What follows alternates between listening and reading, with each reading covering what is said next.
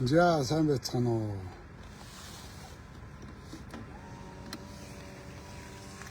Өдрийн мэндэ.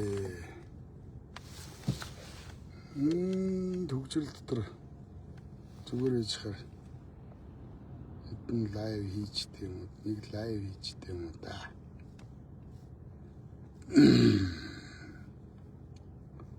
Засаг унсаа дургуурмэр.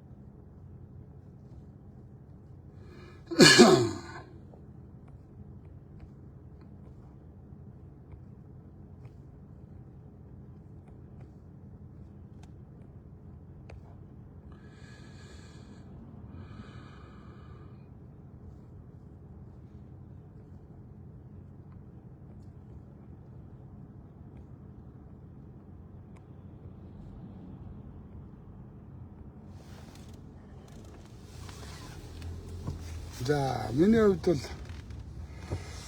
харамсалтай байна. Уг нь Зандан шатар ерөнхий сайдаараа үлдээд энэ хоёр хууль зүйн даргын сайд байсан бол аваа юм хийх байх гэж гордож илаа. Яг энэ цаг үед бол маш хэрэгтэй засгийн газар байсан. Үннийг хүсэж байгаа хүмүүст тэ хулгайч нарыг одоо ил болгоё, хуулийн хариуцлага тооцъё гэж байгаа яг ийм эмзэг цаг үед бол хамгийн зөв сонголт бол Зандан шатрын засгийн газар байсан. Ерөнхийдөө бол хадны манганаар би бүр оюун эрдэнэ засгийн газар унаад эхлэхэд би хэлжсэн. За хадны манганууд гэхдээ би арай юу яччихаа тооцоо жоохон буруу алдсан байна. Би уг нь бол нэг хоёр эрх хавар нэг хаврын синдром гэдэг штеп. Тэр үед хадны мангасууд хөдөлж эхлэх байх гэж бодсон чинь хулгайч нар бол аюултай байна. Маш хурдтай хөдөлж эхэлж байна. Ингээ хулгайч нараа дийлэх хэрэг боллоо. Хулгайч нар одоо хулгайч унж байгаа юм чинь хамт унах гэж хамт унах чинь. Монгол улс хулгайч нараа дийлэхгүй юм байна. Огцрох амархан гэд босч чаддгийг одоо үлдээх амархан гэж нэг босвол яадаг юм бэ? Хулгайч нартай хариуцлага тооцох засгийн газар ингээ унгаачлаа шүү дээ. Энэ монголчуудын заяа нь харуулж байна. Тэгэл бүгдээрээ л адилхан хулгайч гэл тэгэл тархиа угаалгаал. Сайтууд ард түмэн нийгмийн сэтгэл зүйд амар мохоо нөлөөлж байна л доо. Хулгайч нар үнэхээр мөнгөтэй байна. Хэрвээ Зандан шатар ерөнхий сайдаараа үлдээд энэ хоёр хууль зүйн дотоод даргын сайдаараа байсан бол маш олон хулгайч шорондоо явах байлаа. Эсвэл их орноосоо шившиг болоод ингээд сайхан бэлэг шиг илүүд орчиг зугатаах юм хоёрхан зам үлдсэн байсан. Эсвэл хулгайч нар бол үнэхээр аюултай юм байна. Амар юм байна. Хүчтэй юм байна. Бүр Монгол улсын засгийн газрыг унгааж чадчих штэ. Хулгайч нар. Тэгэхээр яах вэ хэдүүлээ. Одоо талбай дээр би очиод орилдог. Надад одоо тарааж өгөх мөнгө байхгүй. Надад одоо мөнгөтэй бол би өөртөө байгаа бүх мөнгөө өгөөл энэ засгийн газрыг ажлыг хийлгээч гэдэг ингээд тэмцмээр байх юм. Тэгээ манайхан чи үнэгүй шэго тараана гэхлээр шаагаад очдог. Үнэгүй цовгүй өгнө гэхлээр очдог. Мөнгө өгөхөр очдог. Ийм одоо өлөн ард түмнийг одоо тэнгэр хүртэл хайж штэ. Тэ? Бурхан мартчих штэ Монголыг. Тэгэхээр одоо ингээд бурханд мартагдсан заяа гэдэг шиг юм болж байна да. Яана хэдүүлээ одоо. Би данч мөнгө алгал да. Мөнгөтэй бол одоо талбай дээр очиж мөнгө тараагаад 100 мянга 200 мянган цуглуулаад засгийн газараа үлдээе гэдэг ингээд дайрмаар байх юм. За мэдээж одоо ингээд хэлэхээр чи Зандан шатраас мөнгө авсан, энэ хоёроос мөнгө авсан гэж шаана биз. Одоо яах вэ? Хүнд чинь бас нэг өөр итгэл үнэмшил байна. Гордлого ба шүү дээ. Гордоод шүү дээ. Жохон ч гэсэн үнэн байх юмсан. Хулгайчууд жохон нэгэн ч гэсэн хариуцлага тооцоод эхлээсэ. Тэгтээ дөрвөө нууцын зэрэглээс гаргаад айгүй ноцтой юмнууд задлж эхэлсэн шүү дээ. Энэ хоёр тэр оюутгаагаас 20 сая доллар аваад Монгол хаан жүжигийг одоо тэ нөгөө номин үгүй гэд тэр хуучин соёлын сайдээс номингийн яагаад бардам л гэж үгүй би өөртөө хариуцлагатайгаар мэдэгдий гэдээс нь яагаад тэгэдсэн ихлээр нууцын хамаг дарцсан. Тэгэхээр эднэр бол ил гараг мэдэхгүй юм чинь гэж бодоод айгүй бахархалтай байсан. Тэгэхээр энэ хоёр айгүй шуурхай ажиллаад нууц хуурамч нууцын зэрэглэлтэй одоо худлаа нууцын зэрэглэлтэй тэмдэг дарсан байна гэдэг ил болгосон шүү дээ. Гэх жишээний олон хулгаал хоёр илэрх байлаа. Айгүй харамсалтай байна. Одоо яамаар юм бэ? Уг нь бол одоо би та нарт хэлчихсэн л дээ. Гинтл Бата гэдэг хүн гарч ирэхгүй, гинтл Цэцгээ гэдэг хүн гарч ирэхгүй. Одоо төр барьж байгаа Монгол ардын нам одоо сонголт нь энэ л байсан. Хамгийн сайн сонголт нь байсан. Бид нэр ямарваа нэг юм дээр дандаа сонголттой тулдаг. Тэгэхээр сайн сонголт, муу сонголт гэж байна. Нэгэнт бид нар сонгуулаа буруу өгсөн. Би сонгуулаас өмнө Монгол орондоо явсан. Би удаадараа хэлж байгаа. Өөрөөсөө 68 сая төгрөг гаргаад би зурглаач 20 сая төгрөгөөр цалинжуулаад тэгээ Монгол улсыг тойроод Монгол ардын намыг битгий сонгооч, ардсан намыг битгий сонгооч. Энэ хоёрт битгий саналаа өгөөч. Ингээд энэ хоёрт саналаа өгвөл ийм болох гээд байна гэж би Монголоо тойрсон. Даанч одоо намайг тоогоогүй дээ. Тэгэл нөгөө нэг хэдэн мөнгө авдаг улгаачуудынхаа үгээр ингээд шуурцдаг юм. Хэцүү юм. Тэгээ ядж яхад миний хандлтыг унгаагаад их юм. Асар өндөр хандлагатай байсан. Ер нь нэг лайв хийгээд сая хүн үзэх бол маш ховор тохиолдол шүү дээ. Миний лайвыг сая хүн үзчихсэн. Би ч өөрөө гайхчихсан. Яг нүдэн дээр 700, 800, 900 мянга гал сая хүн үзэхэд би бас гайхчихлээсэн. Бас баярлж ийсэн за ашгүй миний үг олон хүнд хүрч юм да гэдэг. Тэгээд тэрнээс биш фэйсбүүкийг маань 6 сараар бандаад фэйсбүүк хаягийг маань хаагаад 6 сарын дараа нээгдсэн ямар ч хандлтгүй болцсон. 4,000 хүнд хүрж байгаа хүрэх ёстой лайв маань 400 хүнд үзэгддэг ч юм уу. Энийг бол одоо учрал хийсэн.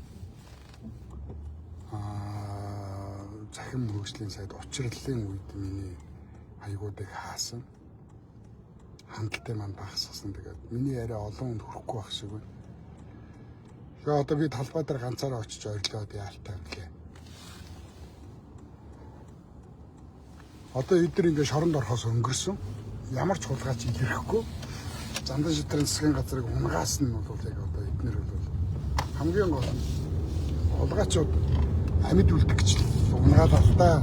Одоо манай ард түмэн чи өөрсдөө арчааг ард түмэн одоо ингээд хулгайчуудаа дээрлэхүүлэл өшөөч боломжоо алдах юм байна бид нэр. Өшөөч олуулаа хорт авдарт тусах юм байна. Өшөөч олуулаа уух юм байна. Өшөөч олон хятад Монголд орж ирж суурших юм байна. Өшөөч олон Монгол хүүхнүүд хятад хүүхд гаргах юм байна. Ингээд Монгол улсын хувь зай бол тодорхой болж юм дөө. Одоо ганц үзэлцнээ гэж босч ирсэн засгийн газар ингээ унгаачлаа шүү дээ. За ардсан нам бол үнэхээр шижгийн гэдгээ харагдууллаа. Ардсан намын толгойнууд тэр чигээрээ хятадууд элбэг дөржөөсөө инх сайхнаасаа авахуулаад Баабраасаа Батүүлээсээ авахуулаад бүгдээрээ хятадууд байсан. Яг хятадын бодлого явуулж байгаа ардсан нам дээр бөөн баяр. Одоо энэ бужигнаан дундаас буландаа гэдэг шиг. Одоо яг энэ бужигнаанад ардсан нам Монголын төрийг авах гэж үзэн. Ардсан намын удирдлагын 80% нь хятад. Одоо тэр гурван юуг мэдж байгаа та нар. Хуучин социал-демократ намын лого байсан. Гурван гурвалж байгаа. Энэ бол дэлхийд даяараа хятадын сүлжээ бие бинийгээ таних тэмдэг. Тэгээ энэ таних тэмдгийг өөрсдийнхөө одоо лого болгосон, сүлд болгосон ардсан нам бол тэр чигээрээ хятадын нам шүү. Хүн нам зам бол тэр чигээрээ. Тэгэхээр биднэрт 104 жил Монгол улсыг удирдсан. Алдахтаа алаад, өршөөхтөө өршөөгөөд чирээд ирсэн энэ ууган нам маань Монгол ардын нам. Тэгээ энэ дээр бол намыг буруутгаж болохгүй. Нам бол төрийн бус байгууллага тамга тэмдэгтэй. Нам дотор байгаа хулгайчуудыг цэвэрлэх л одоо цорын ганц найдвар байлаа.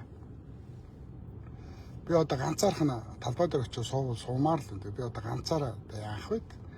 Уг нь олонний хүч олонгүй талаа хэдүүлээ. Энэ засгийн газрыг ажлыг хийлгээ гэдэг. Оюун эрдэнэ хулгайчид 6 жил тархиа мөлчийт л угаалгаад өчнөө их найдаар нь алтаж өчнөө мөн хувьд нь завшуулж хүүхэнд зарж тий бүр аав нь хүүхэд нь бидний боломжийг хулгайлж хүүхэнд зарцуулж ирсэн шүү дээ.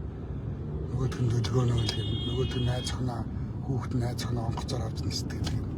Зугаалуулдаг юм. Тэгэхээр эцэг хүүхдтэйгээ нийлж байгаа бидний мөнгөөр зугаалсан. Ах дүүтэйгээ Яробаатар нь хичнээн нэг их 242 тэрбум төгрөг соёлын амар дамжуулж идсэн юм.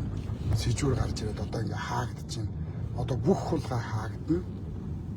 Бүгд гимгүү болж хувирна. Хэцүү байна. Одоо яг ийм нэг төлөө өөрсдийнхөө төлөө өөрсдөө л босохгүй бол эдгээр бидний амьдралыг сайжруулж, эдгээр бидний юм буцааж өгнө гэж бол хизээч байхгүй. Хулгайч нар. Ингээ Монгол улс хулгайч нартай дийлтчтэй. Хулгайч нар нь дийлтэй юм байна.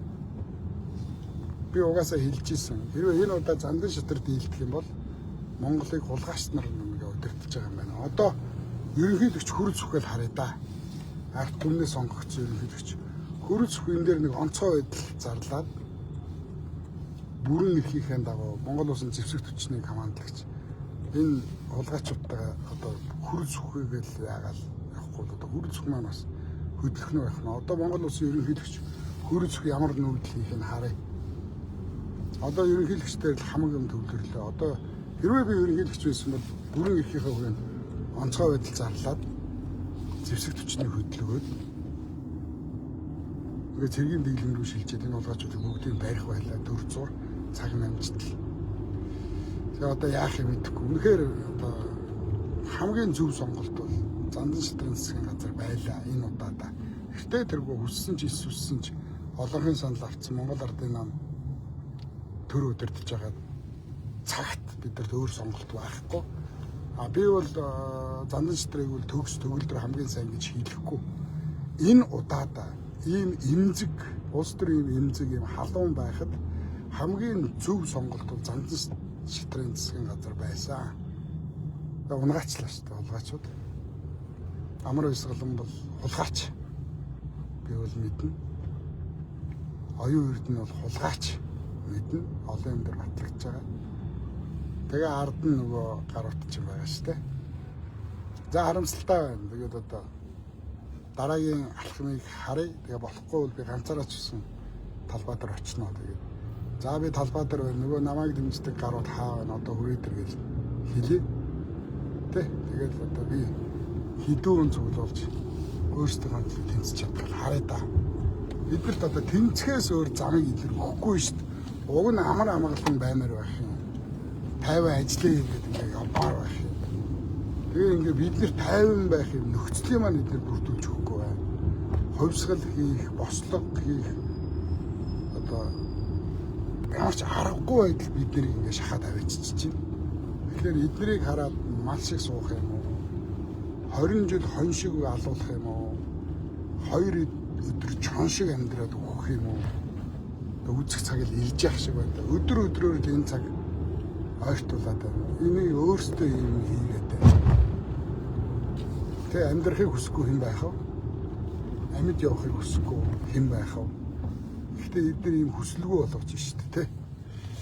За ямар ч юм ерөнхийлөгчийн дараагийн нүүдлийг харъя, эднэрийг харъя.